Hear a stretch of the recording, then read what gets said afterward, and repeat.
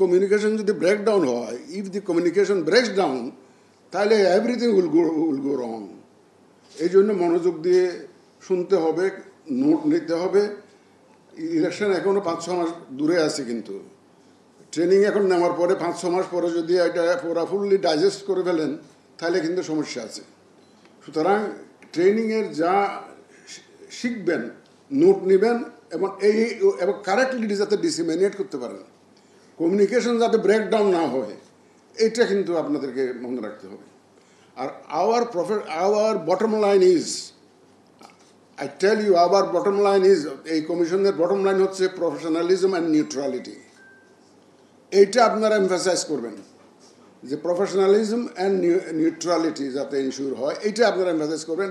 আর আমি ব্যক্তিগতভাবে বিশ্বাস করি, the education and the training which cannot hit at the morality of the participants, নৈতিকতাকে যেটা এফেক্ট করতে পারে না, সেটা এডুকেশনও না, ট্রেনিংও না।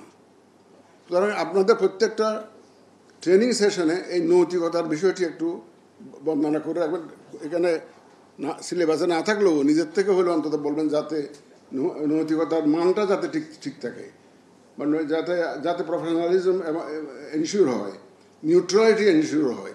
আমরা আইন কানুনের বাইরে যাওয়ার জন্য কাউকে বলবো না, একদম 100% একটা নিউট্রালি আপনারা বিহেভ করবেন, সেটা আমরা চাই।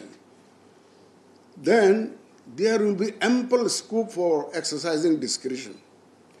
মানে ইলেকশনটা এমন একটা জিনিস যেখানে অনেক ডিসক্রিপশন আপনাকে অ্যাপ্লাই করতে হবে, প্রিসাইডিং অফিসারকে অ্যাপ্লাই করতে হবে, রিটার্নিং অফিসারকে করতে হবে, ল এনফোর্সমেন্ট এজেন্সিকে করতে হবে। সুতরাং যখন আপনারা ট্রেনিংটা দিবেন, ডিসক্রিপশন ডাজন্ট মিন যে আপনি arbitrarily whatever you like you can do it.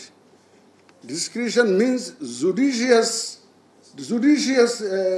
Application of the discretion. এটার সাথে জুডিশিয়াস কথাটা যদিও লাগানো হয় নাই, বাট ডিসক্রিপশনের সাথে ওই judicious application of the description, এটা কিন্তু মনে রাখতে হবে।